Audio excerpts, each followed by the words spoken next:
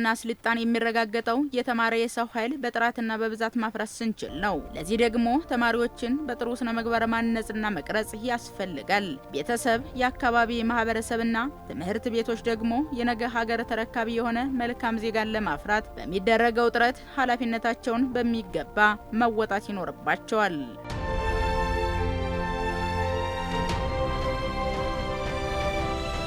በከተማችን አዲስ አበባ ትምህርት ቤቶች ትውልድን የመቅረጽ ኃላፊነታቸውን በአግባቡ እንዲወጡና የመማር ማስተማር ሂደቱ ውጤታማ እንዲሆን በትምህርት ቤቶች ዙሪያ ያሉ አዋኪ ድርጊቶችን ማስወገድ ያስፈልጋል።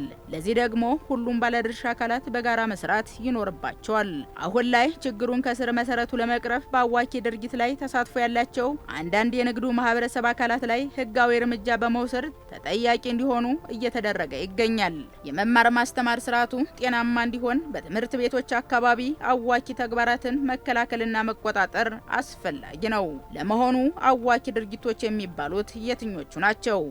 ውስብስብ የሆኑ ቤቶች ነበሩ። በተለይ ጫት ቤቶች ነበሩ በትምህርት ቤቱ ጀርባ ላይ፣ መጠጥ ቤቶች ነበሩ። በተለይ ከዚህ ፑል ቤቶች ነበሩ ተማሪዎች የሚደበቁበት ቦታ ላይና በስተጀርባውም ፊት ለፊቱ ላይም በጣም ብዙ ስለነበሩ የተማሪዎቻችን ላይ ተጽዕኖ ነበራቸው። ለምሳሌ ፑል ቤቶችን ብንወስድ አርፍዶ የሚመጣው ተማሪ ከትምህርት ቤት ሲወጣ ቀጥታ እዛ ነው የሚሄደው፣ ውሎው እዛ ነው ማለት ነው። አንደኛው እሱ የሚፈጥረው ነገር ምንድነው? የትምህርት ጊዜውን እዛ ያባክናል ማለት ነው። ሌላው ከሱስ ነገሮች ጋርም በተያያዘም ጫት ቤቶችን በነበሩበት ጊዜም ተጠቅሞ ወደ ግቢ የመግባት በተለይ ከምሳ ሰዓት አካባቢ ላይ መምህርን ክላስ ውስጥ የመረበሽ ፍላጎት ማጣት በብዙ ትምህርት ቤቶች አካባቢዎች ውስጥ ያሉ እነዚህ የጫት ቤቶች፣ የመጠጥ ቤቶች ሊሆኑ ይችላሉ። ከሌሎች ተማሪዎችን ከትምህርታቸው ሊያስተላክሉ የሚችሉ ብዙ ነገሮች አሉ ማለት ነው። እኔ ከተማርኳቸውም ከማያቸውም አንፃር ፔንሲዮን፣ መጠጥ ቤቶች፣ ጫት ቤቶች፣ ቪዲዮ ቤቶች አሉ። እነሱ ደግሞ እያንዳንዳቸው ተማሪዎች ላይ ጉዳት ያደርሳሉ። ተማሪዎች ትምህርታቸውን በሚገባ እንዳይከታተሉ የሚያደርጉ ዋና ዋና ድርጊቶች ናቸው። ተማሪዎችን በሱስ የሚያጠምዱ ሊሆን ይችላል። ሌላ ደግሞ ጌሞች፣ የተለያዩ ሎተሪ ጣዋ ነገሮችን በማዘጋጀት ከረምቡላ ቤት ሊሆን ይችላል። በአካባቢያችን ደግሞ ለምሳሌ አሽሽ የሚኖሩ ሊሆን ይችላሉ። እነዚህ ነገሮች ተማሪዎች ትምህርታቸውን በአግባቡ እንዳይከታተሉ የሚያውኩና የሚረብሹ ነገሮች ናቸው ማለት ነው። አዋኪ ድርጊቶችን ለመከላከልና ብሎም ለማጥፋት ከማዕከል ጀምሮ እስከ ክፍለ ከተማ ድረስ እየተከናወኑ ያሉ በርካታ ስራዎችን በተመለከተ የማህበረሰብ አቀፍ ፖሊስ አገልግሎት የህዝብ ግንዛቤ ማሳደጊያ ማስተባበሪያ ኃላፊዎች ይናገራሉ። እንደ አዲስ አበባ ፖሊስ ጠቅላይ መምሪያ እቅዶችን በማውጣት ከሚፈጽሙ ኦፊሰሮች ጋር በመወያየት እንዲሁም ደግሞ ወርደው የወላጅ ተማሪና መምህራንን በማደራጀት ወይም ደግሞ ወተም የሚባል አደረጃጀት አለ። እሱን እንዲመሰረት በየትምህርት ቤቱ በማድረግ የዕለት ተዕለት ክትትል የማድረግ ስራዎች የሚሰሩበት ሁኔታ ነው ያለ። በርከት ያለ አመታት አካባቢ ላይ በጣም ችግሮች ነበሩ። በተለይ እነዚህ ሁለተኛ ደረጃ ትምህርት ቤት አካባቢ ላይ ዙሪያ ላይ የነበሩ አዋኪ ድርጊቶች በጣም ብዙ ናቸው። እየተነጋገር አሁንም ቢሆን አንድ ነገር ሲደረግ የትምህርት ቤት ማህበረሰቡ ጥቆማ ለፖሊስ ከሰጠ አንድ ቀን አያድርም። ወዲያውኑ ነው እርምጃ የምንወስደውና ለምን ተማሪ መማር አለበት፣ ተማሪ ማጥናት አለበት፣ ተማሪ የትምህርት ገበታው ላይ ነው ማተኮር ያለበት እንጂ እንደዚህ አይነት ቦታዎች ላይ ማተኮር ስለሌለበት ትምህርት ቤት አካባቢ ላይ ያሉ ውስጥ ላይ ያሉ ነገሮችም ለጸጥታ አካሉ ብቻ ወይም ለደንብ ማስከበሩ ብቻ የሚተውት አይደል። የመጀመሪያ ቁልፍ ስራቸው የጸጥታን ስራ መስራት ስለሆነ እዛ አካባቢ ያለውን ስራ በስፋት በኃላፊነት ጭምር እየሰሩ የተሻለ ሁኔታዎች አሉ ለመገመት ይችላል። በመዲናዋ የተሰሩ መሰረተ ልማቶች ለከተማዋ የተሻለ ያኗኗር ዘይቤ ከማላበስ ባሻገር ጽዱና ውብ እንድትሆን አድርጓታል። እንዲሁም በርካታ አዋኪ ድርጊቶችን እንዲወገዱን በማድረግ በኩል ፋይዳው የጎላ መሆኑ ተመላክቷል። እንግዲህ አዋኪ ድርጊቶችን ስንመለከት አፈጻጸማቸው ያው በርካታ ሰዎች በሚንቀሳቀስባቸውና በተለይም ደግሞ በሸራ ቤቶችም ጭምር ሲፈጸምበት የነበረበት ሁኔታ ነው የነበረው። ጫት ማስቃም ሌሎችም ተግባራት ማለት ነው አዋኪ ተግባራት ሲፈጸሙ የነበሩት ችፍርግ ባሉ የማህበረሰብ በሚኖርባቸው አካባቢዎች በመሆኑ አሁን የኮሪደር ልማት ከመጣ ጀምሮ እነዚህ ተግባራት በብዛት የመቀነስ ሁኔታዎች ያሳዩበት ሁኔታ ነው ያለው። ምክንያቱም እነዚህ አካባቢዎች የመጽዳት ሁኔታዎች የነበሩበት መሆኑን ያው የሚታይ ሀቅ ነው። ስለዚህ እነዚህ አካባቢዎች በመጽዳታቸው የአዋኪ ድርጊቶችን በዚሁ ልክ የመቀነስ ሁኔታዎች ያሳዩበት ሁኔታ ነው ያለው ማለት ነው። ባለድርሻ አካላትን በማሳተፍ ከአዲስ አበባ ፖሊስ ጋር በቅንጅት በመስራት በከተማ ደረጃ በተለያዩ ትምህርት ቤቶች ዙሪያ ከ200 ሜትር ርቀት ላይ አዋኪ ድርጊቶችን በመለየት የመከላከል የመቆጣጠርና እርምጃ በመውሰድ ህግ የማስከበር ስራ እየተሰራ መሆኑን የግብረ ኃይል ከፍተኛ ባለሙያው አቶ ተስፋዬ ታምሩ ገልጸዋል። ባለድርሻ አካላትን በማሳተፍ በጋራ ሰርቶ ነው እስካሁን እዚህም የደረሰም ውጤታማም የሆነው ማለት ነው።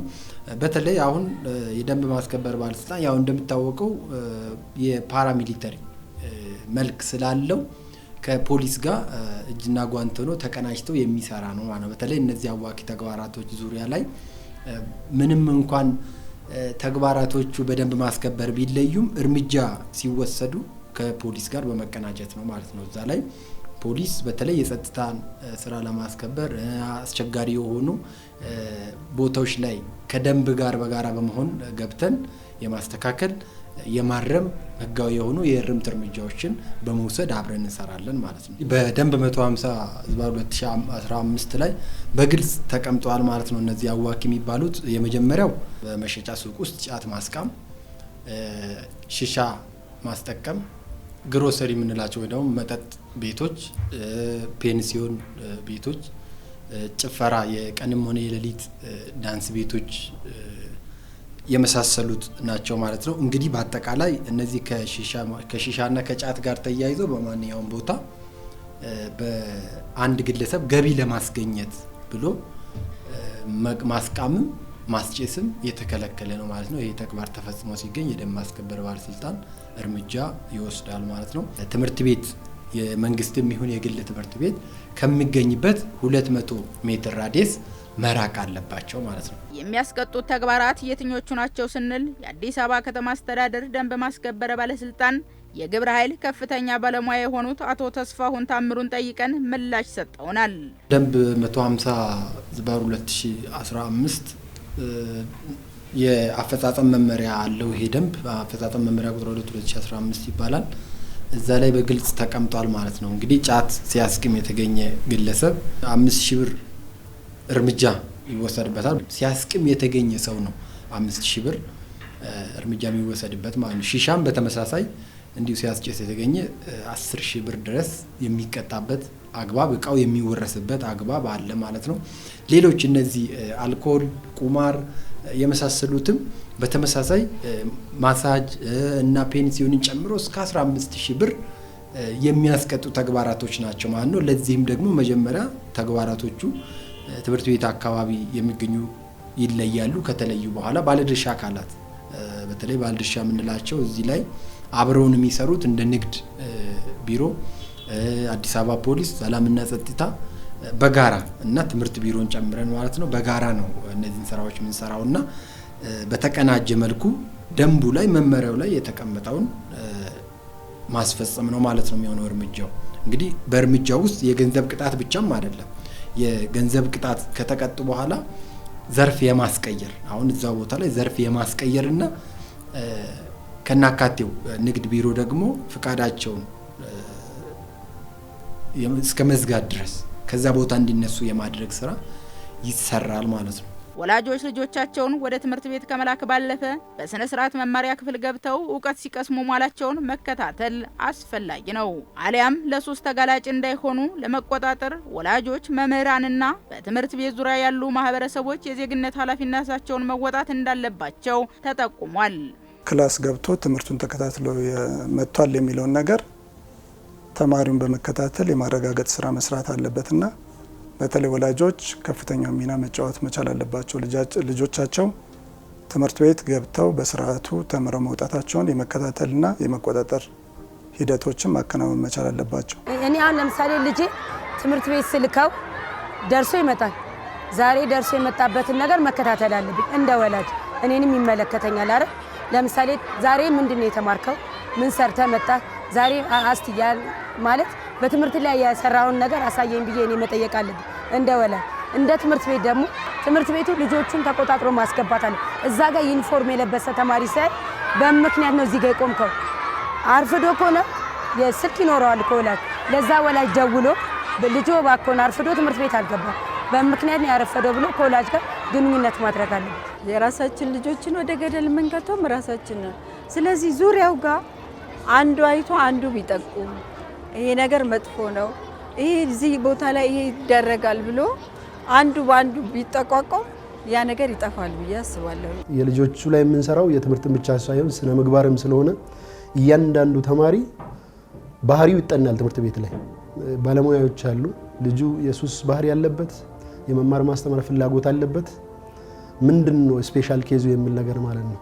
ስለዚህ እንደዚህ ችግር ውስጥ የወደቁ ተማሪዎች ቤተሰብ ላይ ትልቅ ጫና ያመጣል።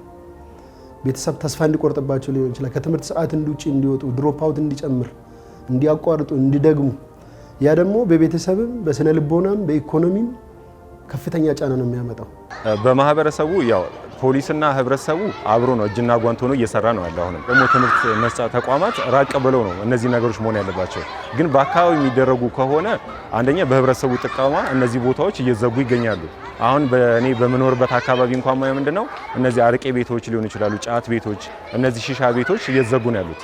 ስለዚህ እነዚህ ነገሮች ለትምህርት ቤቱ ጠንቅ ሊሆኑ ስለሚችሉ ምን ይደረጋል ማለት ነው ከህብረተሰቡ ጋር እንዲሁም ደግሞ ፖሊስ ተቀናይቶ እነዚህ ነገሮች ላይ እርምጃ እየተወሰደ እንዲሁም ደንብ አስከባሪ የምንላቸው ከነሱ ጋር የበለጠ እየተሰራ እነዚህ ነገሮች መዘጋት አለባቸው። ምክንያቱም እኛ የምናፈራቸው ትውልዶች እየቀጨጩ ይመጣሉ። ነገ ሀገር ተረካቢ ሰው ላይኖር ይችላል ማለት ነው። ስለዚህ ይሄ ከዚያን ግን ፖሊሶች ጥሩ ነገር እያደረጉ ነው ማለት ነው ከህብረተሰቡ ጋር በመተባበር። ተማሪዎች በመማሪያ ሰዓት አልባሌ ቦታ ሲውሉ መምከር፣ መቆጣት የሁሉም ህብረተሰብ ኃላፊነት ነው። በተለይም ቤተሰብና ትምህርት ቤቶች ተማሪዎች ሲያረፍዱ ሲቀሩ ከወላጆች ጋር የቅርብ ክትትል በማድረግ የተጣለባቸውን ኃላፊነት ለመወጣት ያስችል ዘንድ ጠንካራ ቁጥጥርና ክትትል ማድረግ ይጠበቅባቸዋል። በዚህ ላይ በተለይም የወላጅ ሚና ከፍተኛ መሆን እንዳለበትም መልእክት ተላልፏል።